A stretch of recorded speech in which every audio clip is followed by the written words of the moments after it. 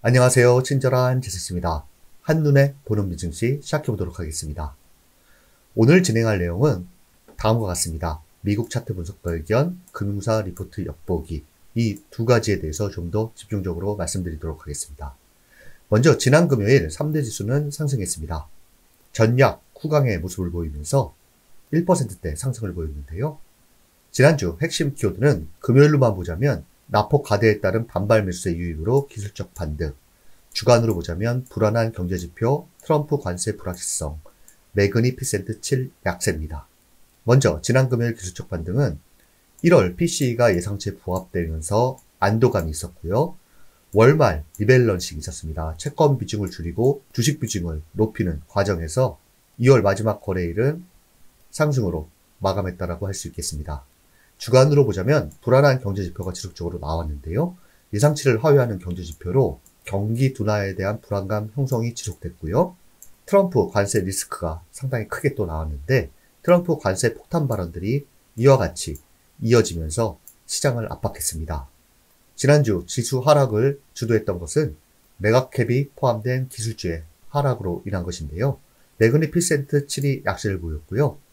엔비디아의 경우 좋은 실적과 전망을 내놨지만 실적 전망에 대한 우려가 더 앞서면서 기술주와 반도체 업종의 하락을 주도했다고 할 수 있겠습니다. 주요 지표 추이를 보시면 지난주에 비해서 오른 것은 공포지수와 달러 인덱스입니다. 빅스지수가 주중 20을 넘게 기록하면서 변동성이 큰 시장에는 하락 압력을 줬고요. 현재는 19.63을 기록하고 있습니다. 국채금리 같은 경우에는 안 좋은 경제지표로 경기 둔화 우려가 반영되면서 하락했다라고 할 수 있겠고요. 빅스와 달러 인덱스를 제외한 모든 지표는 지난주에 비해서 하락했다라고 할 수 있겠습니다. 주요 지표 주간 등락률을 보시면 기술주로 포진된 나스닥 지수가 큰 폭 하락했고요. 반대로 다우존스 지수는 주간 소폭 상승하는 모습을 보였습니다. 대다수 주요 지표가 하락한 가운데 가장 큰 폭 하락한 투자 자산은 비트코인으로서 주간 12.3% 하락하는 모습을 보였습니다. 지난주 관심이 가는 것에 대한 차트 분석은 뒤에서 바로 설명드리도록 하겠습니다. S&P 업종 ETF 등락률을 보시면 지난 금요일은 전 업종이 상승하는 모습을 보였고요. 주간으로 보자면 기술 업종이 가장 큰 폭 하락하면서 지수에 하방 압력을 줬고요. 경기 방어적인 업종인 필수 소비재 헬스케어 업종은 주간 상승을 보였고 주간 가장 큰 폭 상승한 업종은 금융 업종입니다. 이로 인해 다우존스 지수만 주간 상승을 보였고요. 이 세 개의 업종이 주로 포진된 나스닥 지수의 하락폭이 컸다라고 할 수 있겠습니다. 이번 주 주간 체크 포인트는 경제지표 발표가 상당히 많습니다. 연준에서 중요시하는 고용보고서가 3월 7일 있고요. ISM 제조업 서비스업 PMI가 발표될 예정입니다. 먼저 고용보고서의 경우에는 비농업 취업자 수는 이전보다 높을 것으로 보고요. 실업률은 같을 것으로 보고 있는 상태입니다. 예상치 정도만 나온다라고 하면 경기 둔화 우려가 안도감으로 바뀔 가능성이 더 커 보이고요. 고용보고서 전에 ADP 취업자 수가 발표되는데 예상치가 이전치보다 많이 낮아질 것으로 보고 있기 때문에 이렇게 나온다라고 하면 고용보고서 발표에 대한 불안감으로 조심스러운 행보를 보일 가능성도 커 보입니다. ISM 제조업 PMI 상당히 중요한데요. 월요일에 발표됩니다. 예상치가 이전치보다 소폭 둔화된 50.5를 기록할 것으로 예상하고 있는데 만약 50을 기준으로 50 밑으로 또 내려온다라고 하면 경기 침체 우려와 함께 시장에 큰 하방 압력을 줄 것으로 보이는데요. 50이라는 숫자를 기준으로 보시면 좋을 것으로 판단됩니다. ISM 서비스업 PMI는 이전치보다 예상치는 높을 것으로 보고 있는 상태입니다. 이번 주는 미국도 중요한 경제지표 발표가 많지만 전 세계 시장으로 봤을 때 이 두 가지의 시장은 크게 관심을 가질 것으로 보입니다. 중국 양회가 4일에서 5일이 있는데요. 시장이 기대하는 수준으로 부양책이 구체화되는지가 중요합니다. 최근 중국 증시가 고공행진을 보이고 있는 상태에서 기대 이하 수준이 나온다라고 하면 차익 매물이 크게 나올 수 있기 때문입니다. 또한 유럽중앙은행의 통화정책회의가 있는데요. 3월 6일 날 있습니다. 현재로서는 추가 금리 인하 가능성이 높은 상태입니다. 전 세계적으로 굵직굵직한 이벤트가 많은 한 주라 할 수 있겠습니다. 그 다음은 실적 발표 일정인데요. 시장에서는 소매업체 실적 발표에 상당히 관심을 가질 것으로 보이는데요. 4일은 타겟과 베스트바이, 6일은 장마감부의 코스트코의 실적 발표가 예정되어 있습니다. 반도체 기업으로는 6일 브로드컴이 실적 발표를 하고요. 요 밑은 주요 기업의 실적 발표 일정이니 참고하시기 바랍니다. 지난주 관심 가는 부분에 대한 차트 분석 이어가도록 하겠습니다. 먼저 엔비디아입니다. 엔비디아는 현재 이 하락 추세 채널 안에서의 움직임이 지속되고 있는 상태입니다. 위로는 200일 이평선과 130달러의 안착이 상당히 중요하고요. 아래로는 전저점인 115달러 전후에 이탈이 없어야 기술적으로는 좋다라고 할 수 있겠습니다. 그 다음은 필라델피아 반도체 지수입니다. 필라델피아 반도체 지수는 주요 지지 저항 라인인 이 부분을 다시 복귀하는 것이 중요하고요. 복귀 후 지지력이 형성된다고 하면 요 박스권 안에서 움직이는 행보가 지속될 것으로 보이고요. 그 다음은 비트코인입니다. 비트코인은 현재 200일 이평선의 테스트 구간에 있습니다. 200일 이평선은 상당히 중요한 위치를 갖고 있고요. 위로는 9만 달러의 저항이 예상되는데 9만 달러의 돌파 안착이 나와야 좋은 모습이라 할 수 있겠고요. 아래로는 200일 이평선인데요. 이거를 깨고 내려온다라고 하면 그 다음 지지라인은 73,800달러입니다. 현재 비트코인 공포 탐욕 지수를 보면 극단적인 공포가 나온 후에 20을 기록하고 있는 상태입니다. 이와 같은 모습은 단기적인 바닥을 만들었다고 할 수 있겠는데요. 보조지표를 보더라도 과하게 팔린 과매도권에 진입한 상태입니다. 9만 달러의 돌파 및 안착은 보시면 보조지표에도 추세선을 그는데요. 이 추세선을 돌파하고 50 이상으로 올라서야 9만 달러 돌파가 가능할 것으로 기술적으로는 보입니다. 그 다음은 지난주 미 차트 분석가 의견 따라가 보기입니다. 이분께서는 지난주 이와 같은 차트를 갖고 와서 매그니피센트 7 ETF에서 하락 삼각형 형태가 있기 때문에 이 지지라인을 깨면 지수에 추가적인 하락 압력이 가해질 것이라고 이야기를 했는데요. 이분의 예상이 지난주는 맞았습니다. 현재 차트를 보시자면 이와 같습니다. 주요 지지라인을 깨고 내려앉았다가 일시적 반등으로 나오는 모습을 보였습니다. 그럼 다른 미 차트 분석가의 의견을 가져와 봤는데요. 소형주는 하락신호, 대형주 상승 추세선의 조정은 기회를 제공한다라는 보고서입니다. 이 메시지에 대해서 차근차근 설명드리도록 하겠습니다. 먼저 이분께서는 이와 같은 말로 시작을 합니다. 오늘 보고서는 중소형주, 대형주 지수의 켈트너 채널 신호 분석. 켈트너 채널이라는 것은 이와 같습니다. 여기 밴드처럼 보이는 이 색깔을 켈트너 채널이라고 하는데요. 볼린저 밴드와 엔벨로프와 유사하지만 약간 다른 점을 갖고 있는 것이라 할 수 있겠습니다. 모르시는 분들은 이걸 참여하시면 되고요. 장기 켈트너 채널 설정은 이분께서는 151 EMA와 EATR을 활용했다라고 합니다. 추세 추정 지표인 장기 켈트너 채널로 본 중소형주 러셀 2000 지수에 대해서 설명을 하고 있는데요. 러셀 2000 ETF가 2023년 12월 중순 여기입니다. 켈트너 채널을 벗어나면서 강세 추세선을 보인 것을 보여준다.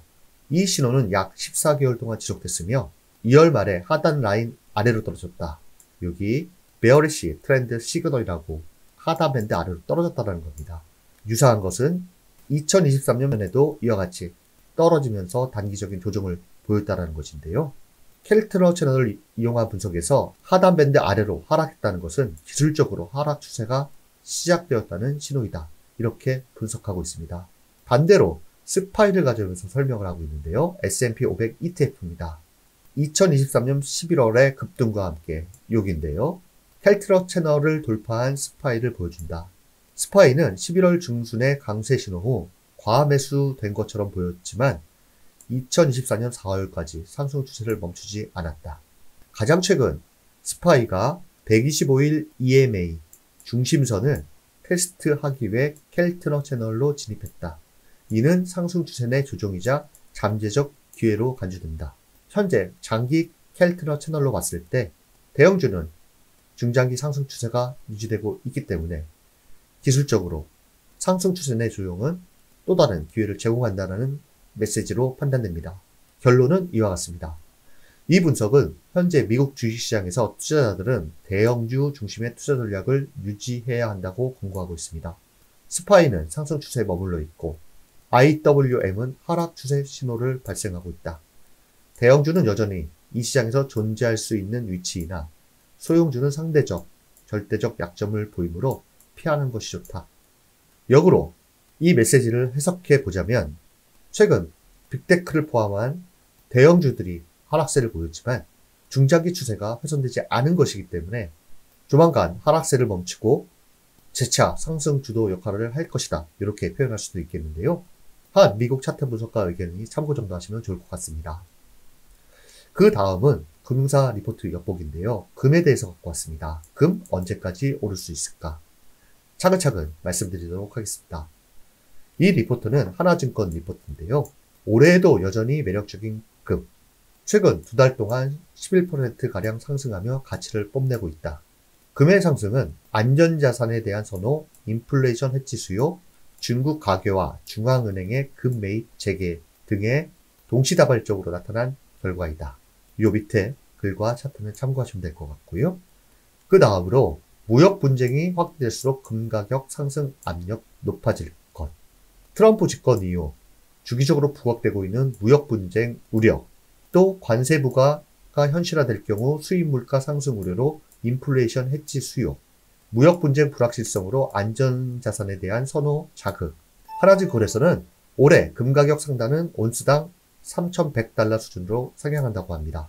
또한 2분기까지 금 가격 상승 기조가 이어질 가능성이 높다고 보고 있고요. 하지만 연내 상고 하저의 흐름, 상반기까지는 안정적인 상승 추세를 보이다가 그 다음에는 하고 하반기에는 둔화되는 모습을 보일 것으로 보고 있습니다. 이 또한 한 증권사의 분석이니 금에 투자하시는 분들은 참고 정도 하시면 좋을 것으로 판단됩니다. 그렇다면 금 차트를 한번 보도록 하겠습니다. 금 차트를 보자면 금은 가파른 상승세 이후에 20일 이평선의 지지력이 상당히 중요한데요. 현재는 깨고 내려온 상태입니다. 20일 이평선을 깨고 내려오면 숨고르기 양상 후 재차 상승하는 모습을 보이는데요. 현재 또한 숨고르기 양상에서 방향 모색 과정이 더 유력한 모습입니다. 기술적으로 봤을 때 이와 같은 분석을 할 수 있겠습니다. 마지막으로 대표지수 차트입니다. 먼저 가장 중요한 나스닥 지수 차트를 갖고 와봤습니다. 나스닥 지수는 현재 200일 이평선의 테스트 구간에 있습니다. 200일 이평선에서 반등을 했는데요. 2023년 이후 상승 추세를 유지했을 때 아무리 깊은 조정이 오더라도 지지력을 형성했던 것이 200일 이평선입니다. 그렇기 때문에 200일 이평선의 지지는 상당히 중요한 위치를 갖고 있고요. 현재 과매도권에 위치한 상태입니다. 이번에도 200일 이평선의 지지 후 상승의 모습을 보일지 귀추가 주목되고요. 이 200일 이평선이 만약에 깨진다라고 하면 하방 압력이 상당히 클 것으로 미 차트 분석가들은 보고 있는 상태입니다. 차트를 좀 더 크게 보면 이와 같은 모습입니다. 참고하시고요. 그 다음에는 S&P 500 지수입니다. S&P 500 지수는 주요 지지 라인에 위치하고 있는 상태인데요. 이 부분의 지지가 중요하고요. 앞서 나스닥 지수가 200일 이평선을 깨고 내려온다라고 하면 S&P 500 지수는 뒤늦게 200일 이평선의 지지력 테스트 구간으로 들어갈 것으로 보이는데요. 이 주요 단기 지지 라인은 금요일 빅테크의 반등이 지속되는지 여부에 따라서 결정될 것으로 보입니다. 마지막으로 다우존스 지수입니다. 다우존스 지수는 3대 지수 중 가장 양호한 차트 흐름을 보이고 있습니다. 현재 방어적인 업종인 필수 소비재 기업들과 금융 기업들이 빅테크와 다르게 상승 추세를 유지하고 있기 때문이기도 한데요. 주요 단기 지지라인에 위치하고 있는 상태입니다. 이 상승 추세선이 깨지지 않는다라고 하면 큰 문제는 없어 보입니다. 이번 한 주는 미국뿐만 아니라 중국, 유럽, 중요한 이벤트가 상당히 많은 한 주입니다. 중요한 이벤트가 많다라는 것은 그만큼 단기 변동성을 내포하고 있다는 것인데요. 첫 번째, 빅테크를 포함한 나스닥 지수가 낙폭 과대에 따른 기술적 반등이 지속되는가와 나스닥 지수의 200일 이평선의 지지 여부 상당히 중요하고요. 또 한 가지는 ISM 제조업 지수의 50입니다. 3월의 시작입니다. 3월 한 달, 이번 한 주도 여러분들을 응원합니다. 감사합니다.